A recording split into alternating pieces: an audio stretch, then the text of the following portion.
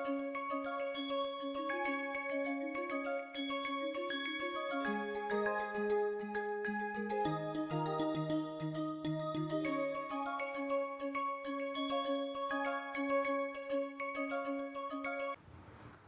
this lecture, we are going to consider a partial differential equation which is studied very well in the literature.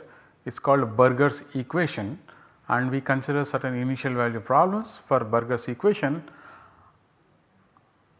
The Burger's equation is one of the simplest quasi-linear equations, and it exhibits many features of solutions that is common to nonlinear equations. Common in the sense they occur very frequently for many nonlinear equations. So, the nonlinear effect in the Burger's equation, we already saw the Burger's equation, but we will again see the equation and then we will talk about it that. So, we are going to consider initial value problem. It is an equation which has one variable is called a time variable. So, therefore, it is an initial value problem. We consider examples basically of the initial value problem, solve them explicitly, and then study if I consider an initial condition which is a monotonic function, what happens to the solution. So, question is why study Burger's equation, why study this special equation? It is the simplest quasi-linear equation. Its solutions exhibit typical behaviors of solutions to general quasi-linear and hence even nonlinear equations. And the study tells us to be ready for certain surprises that we may find in studies of more general equations. So, we consider Cauchy data of this type ux0 equal to hx. If the variable y, it is a function of two variables, right, independent variables x and y. So, the variable y is interpreted as time, in fact it is interpreted as time. So, this is nothing but initial value problem, that is why we write initial value problem for Burger's equation.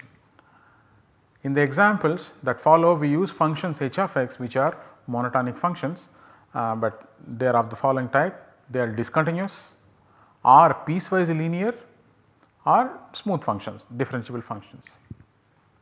Of course, you may ask this question, why consider non-differentiable functions?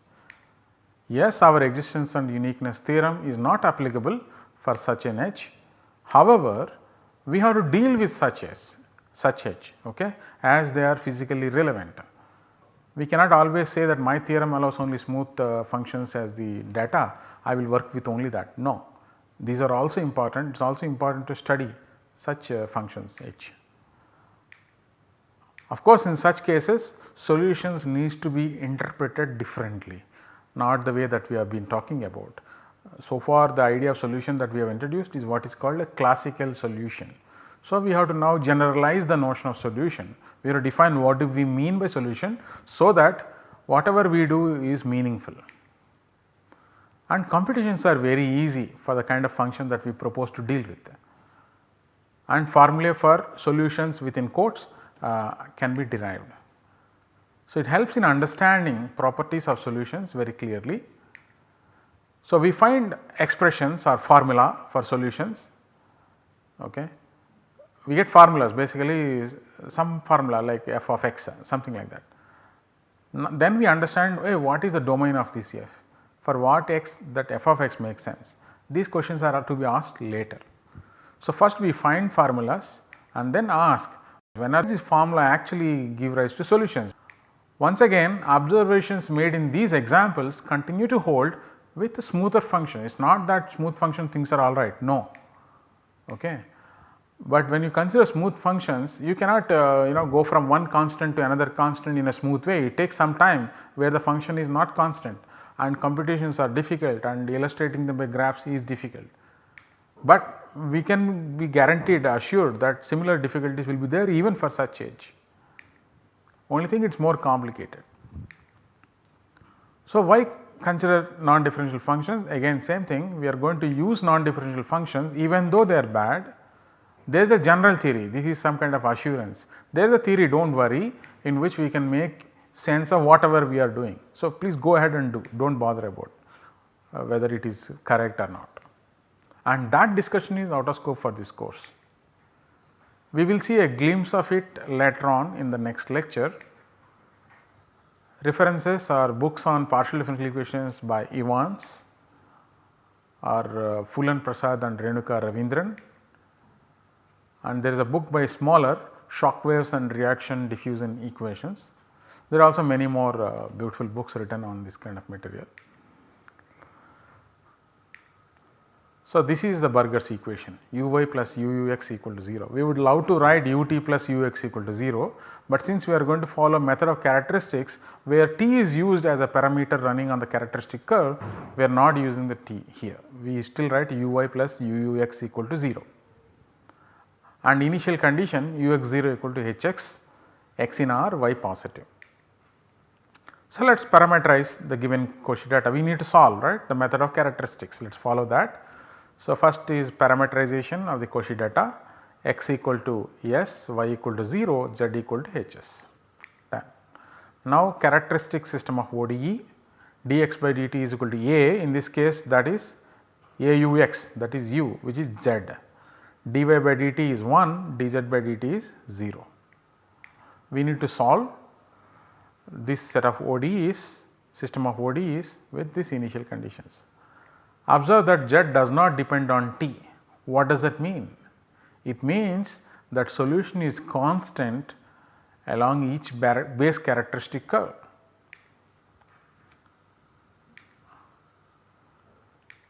And the solution is satisfying the initial conditions is easily given by this. Okay. First is z, dz by dt is 0. So, z is constant, at t equal to 0 it has to be h of s. So, that is h of s, and dy by dt equal to 1, therefore, y equal to t plus constant, but at 0 it should be 0, it is t. Now, when it comes to x, dx by dt is z. What is z? hs. Therefore, dx by dt equal to hs, if you solve you get this with this initial condition, very easy. Now, u equal to h of x minus yu, that is what we get using these 3 equations. Yeah, ideally we should solve for t and s in terms of x and y and then go and substitute here. Okay.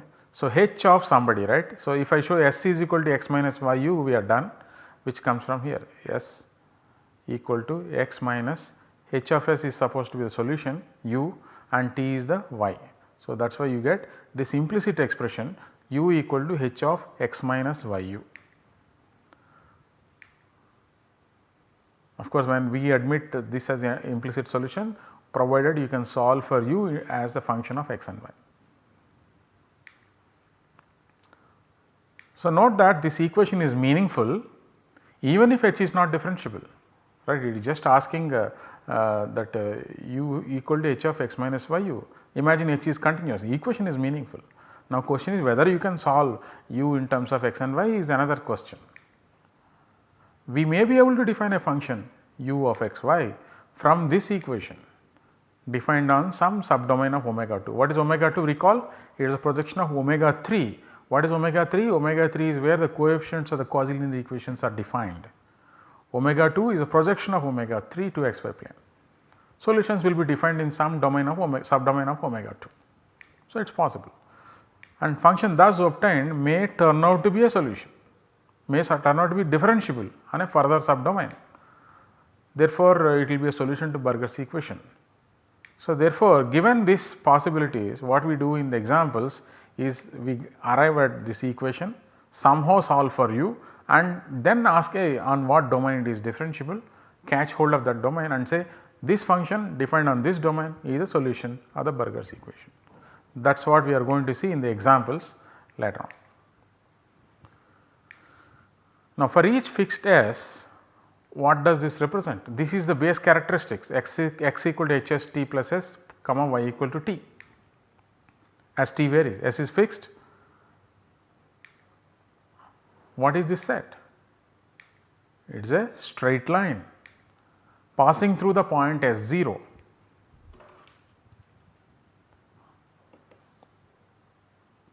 Okay, this is the point S comma 0. So, it is a straight line passing through S0, this point with slope 1 by hs. Therefore, what we observe is that it is possible in principle, for example like that, okay, this is some s. At the next point, if the slope is like that, so that the equation straight line goes like this, sorry, this is not correct. Yep. So, at this point equation goes like that, it is fine, they do not touch here, right. But on the other hand, if you have like this, okay, and at this point the slope is like that, so they will intersect. So, base characteristics can intersect, it depends on Hs, we will see that. So, this base characteristics we use a notation Ls. Ls is a straight line, L for line, S for passing through this point as 0, and this is the equation. Slope clearly is 1 by Hs. If you take two different S1 and S2 and take base characteristics through those 2 points, do they intersect? We already saw the picture, right. This question is important. Why are we asking this question? This question is important as we anticipate a potential problem. Recall that any solution to Burger's equation is constant along each base characteristic curve. For example, we had this and we had a base characteristic curve like that, and we had a base characteristic curve like that. Okay. So, this point is S1 comma 0, this point is S2 comma 0. What we saw is any solution of the Burger's equation has to be constant on each base characteristic curve, and what is the value here? It is Hs1, and here sorry, this is Hs2, this is Hs1. So, therefore, on the green line it is Hs1, on the blue line it is Hs2. What will it be at this point of intersection? Problem. See, base characteristics, they carry information from the gamma 2, this is gamma 2. It carries the information which is given, namely u must be equal to Hx, that is the information given on this x axis, that is being carried forward by these lines which are characteristic curves.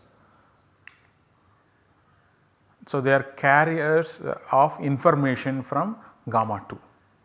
So, on Ls1 u is Hs1, on Ls2 u is Hs2. What if they are not same, right? It means conflicting information is reaching at the points of intersection of the base characteristic curves. What will happen there? Solution becomes multi-valued, right, if at all you want to say solution. So, there is a trouble at those points, that is why this question is important. Now, where do they intersect Ls1 and Ls2? We have two equations, straight line equations. When you write down if they intersect at a point x0, y0, that should lie on both Ls1 and Ls2. This is the equation for Ls1 first line, second one is the equation for the Ls2, and it should be satisfied. That means, this system should have a solution for x0, y0. It is a non-homogeneous system. So, if the determinant is non-zero, definitely you have a system, you have a solution for x0, y0, and determinant is Hs1 minus Hs2. So, if Hs1 equal to Hs2, then they are parallel lines, they do not intersect, therefore, no problem. But if they are not equal, then the system has a solution, they intersect at this point, leading to an ambiguity in the value of the u at that point x0, y0, because it is both Hs1 and Hs2 and they are not equal. So, there is a problem, there is ambiguity.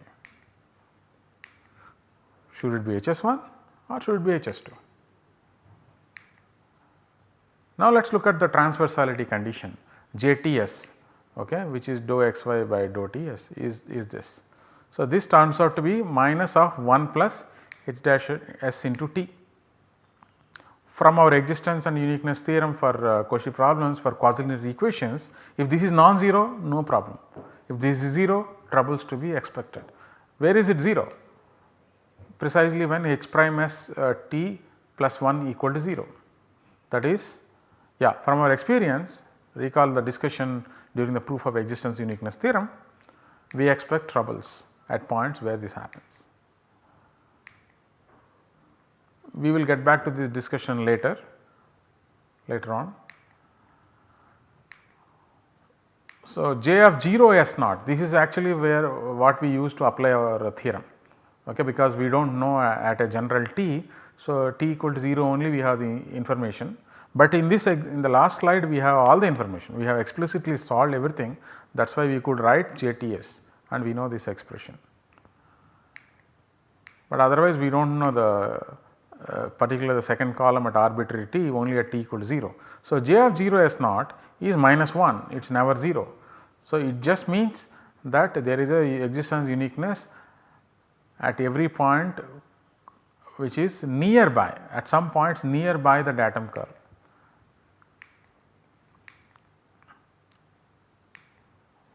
Okay, this is the solution, solution exists, good.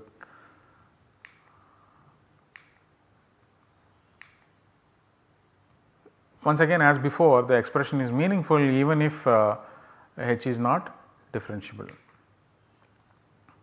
but this may not represent a solution. The way a solution is defined, there could be problems. We go ahead without worrying about this for reasons explained at the beginning of this lecture. Let us look at specific examples. So, we are going to consider 4 examples of Cauchy problems for Burger's equation. Initial profiles, the function h of x, okay, its graph, that can be called as initial profile. Those are monotonic functions that are piecewise linear or piecewise constant. Note that such functions are differentiable with the exception of a few points. Monotonic functions are very close to being differentiable. So, they are differentiable almost everywhere, and explicit expression for u can be obtained in these examples. And the function exhibits the effects of nonlinear nature of Burger's equation and the monotonicity of the initial profile, both.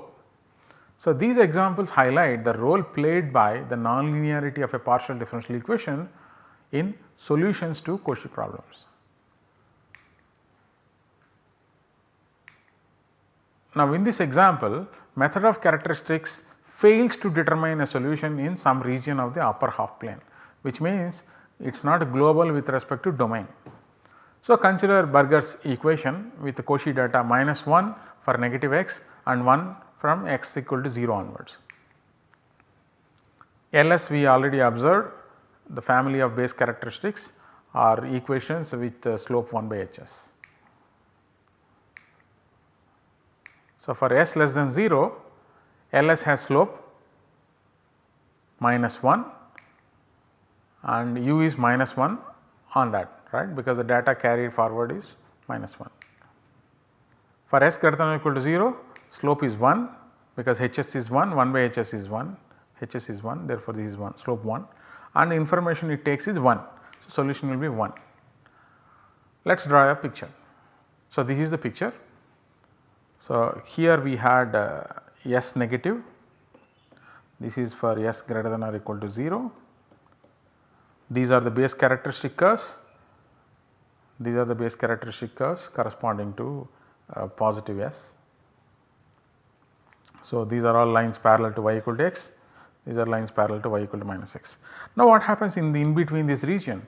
In this region no base characteristic curves. So, no information is being passed from the initial data, that is the gamma 2, into this region which is in the V shaped region. Okay. Dots means this not included, because h of x was like that, right, h of x was -1 if x is less than 0. That is the reason why this 0 line is not included, x equal to -1. Okay. So, in the V shaped region no base characteristics pass, therefore, no information on the solution from x axis reaches there via base characteristic curves. This is happening because the jump in hx, because it suddenly shift from -1 to 1, therefore, the slopes also across s equal to 0, that is what results in the V shaped region. Now, u equal to -1 is a solution defined on this domain, you can see in the picture, 1 is a solution on this domain. So, what to do in the V shaped region? That is a natural question. What happens in the V shaped region we saw via base characteristic curves, but can you define a solution in the V shaped region? This is a question that we ask. Yes, something can be done so that we can define a solution. If you observe the solution, I have put it in quotes, means some generalized notion of solution.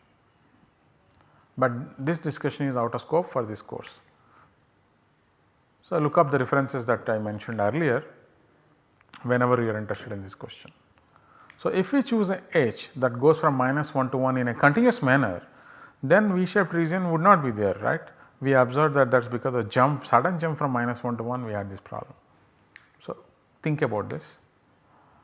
Now, let us look at the second example. Here what happens is solution becomes multi-valued in some places. So, h is now 1 minus 1, okay. It is a decreasing function, it is a monotonic function, but decreasing. Equation for the base characteristics is the same still. So, s less than 0, Ls has slope 1 and it carries solution will be 1 there, and for s greater than or equal to 0, h is -1, therefore, slope is -1 and solution will be -1. Let us look at the picture here.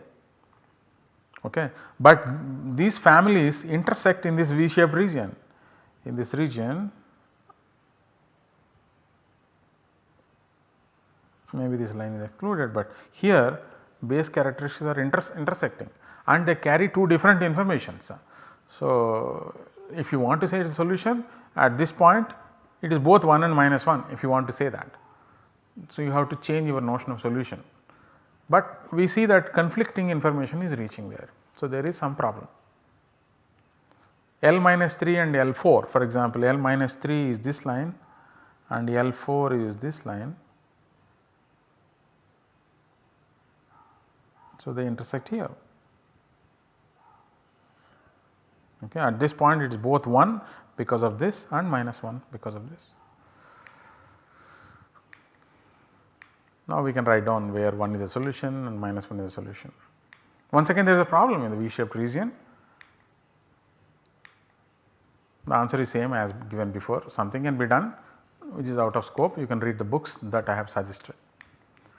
Did you notice that you are thinking of global solutions by asking this question, right? Once you get some solution in the V-shaped region, you have the solution in the entire upper half plane. So, it is there at the back of our mind. Let us look at the third example. Here initial profile is very nice initial profile. It is a linear polynomial 1 minus x, okay, no jumps, nothing. Continuously differentiable, C infinity it is, analytic polynomial after all. So, let us substitute and get the expressions for u. We get uxy equal to 1 minus x by 1 minus y, obviously y should not be equal to 1. So, it means the line y equal to 1, u is not defined. So, it is defined on union of two disjoint sets, one above the line y equal to 1, one below the line y equal to 1. U solves Burger's equation on each of these sets. Of the two, only this one below the line y equal to 1 is in touch with x axis, which is where that is a gamma 2, that is where initial data is prescribed. Therefore, that is a solution with this domain. So, this is a picture. Any two distinct base characteristic curves intersect at this point 1 comma 1 and solution becomes multivalued at 1 comma 1. Are there regions in the upper half plane where a solution is not determined?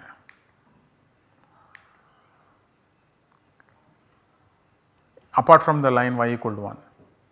It looks like yes, because there seems to be no characteristics passing through this, but that is not the problem, because as you see the line from here is going like this. So, if you want to go like this, it might have gone out of the picture, that is why you are not seeing. So, characteristics do fill up all these points, except these dotted points, base characteristics go through each and every point.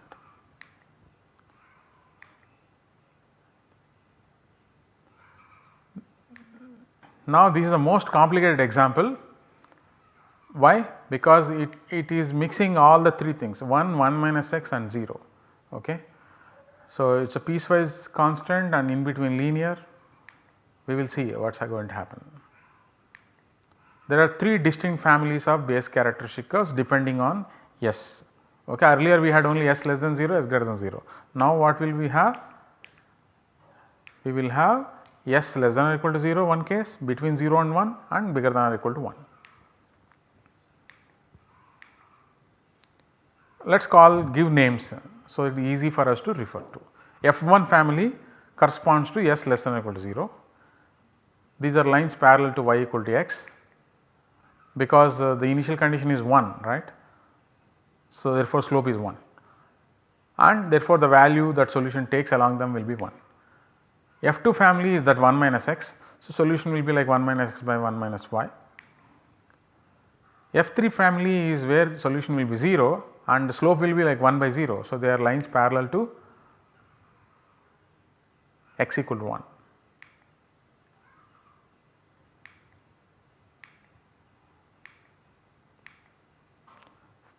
Yes, yeah.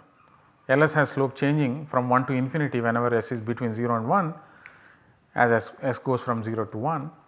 For s greater than or equal to 1, Ls has infinite slope, as we saw, these are lines parallel to x equal to 1. So, question is, do base characteristics intersect? So, we have to analyze cases whether family, any two members of family F1 intersect, F1 and F2 intersect, F1 F3 intersect, any two members of family of F2 intersect, or some member of F2 intersect some member of F3. These are the various cases we have to analyze. So, take S1 and S less than S2, do the base characteristics LS1, LS2 intersect. So, this is the picture. Here these are all lines parallel to y equal to x. Okay. Here these are the lines parallel to y axis or x equal to 1. And in this region, which is identified here, in this region which extends, base characteristics intersect, solution becomes multivalued. So, here u is equal to 1 because my initial condition h of x is equal to 1 here. Here h of x equal to 0 for x greater than or equal to 1. Therefore, the solution is 0. Here the solution is 1 because of this. Here it was the polynomial 1 minus x, therefore, the solution will turn out to be 1 minus x by 1 minus y. Now, at what point they intersect, it is algebra. I will skip the algebra, and they are all intersect here at this point. If you start here, okay, no, do not intersect. Now, the question to be asked is, at this height, do they intersect? Yes, they intersect because at these points. At this height, do they intersect? Which height? This height? No, no two base characteristic intersect.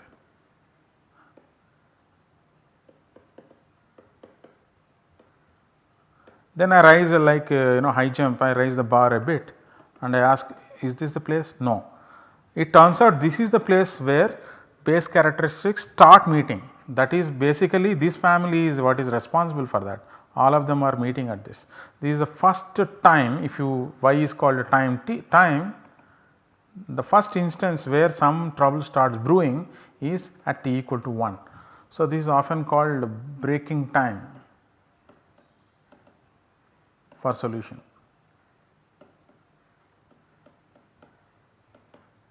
Okay.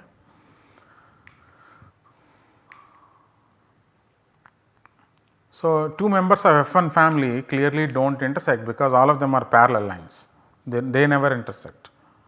Similarly, two members of F3 they do not intersect, but two members of F2 they always intersect at this point. Okay. And then you can ask, when is this family intersect this, that is once again at this point, because this line is going right, and here the smallest time would be this. So, please compute this.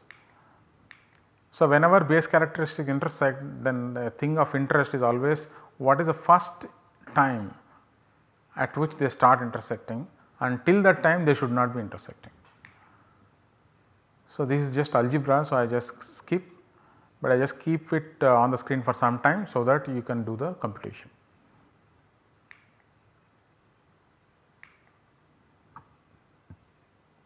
As S1 varies in minus infinity 0 means F1 family, this is F2 family, S2 is in 0 comma 1 is F2 family, it is 1. So, I am showing this once again through picture. Now, F1 family and F3 family, where do they intersect?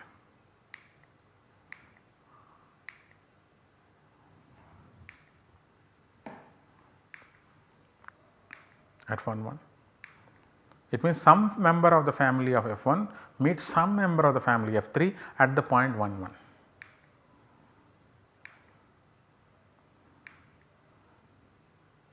Now, F2 F3.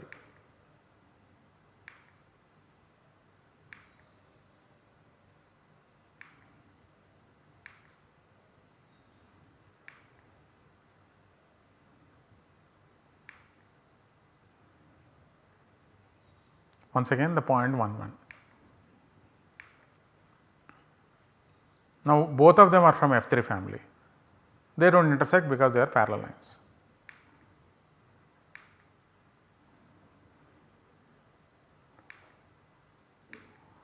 So, no two base characteristics intersect in the open region bounded by x axis and the line y equal to 1, we have observed this.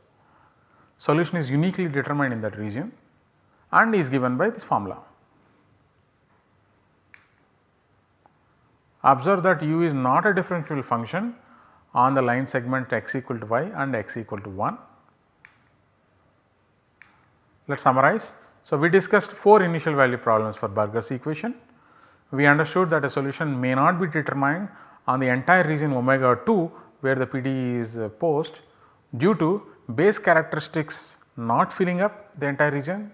This was the case in one example, or base characteristic curves intersecting with each other. This is true in the other 2 examples and carrying in conflicting information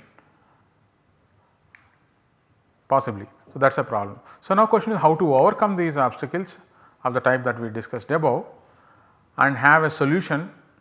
That means we have to define a new notion of solution. Wherever the PD is defined, we want that in the context of Burger's equation. Let us limit ourselves to the context of Burger's equation. That will be discussed in the next lecture, where we will be worried only about how to give a meaningful solution or how to make sense of these functions which we obtained here as solutions in some kind of generalized sense. That will be discussed in the next lecture. Thank you.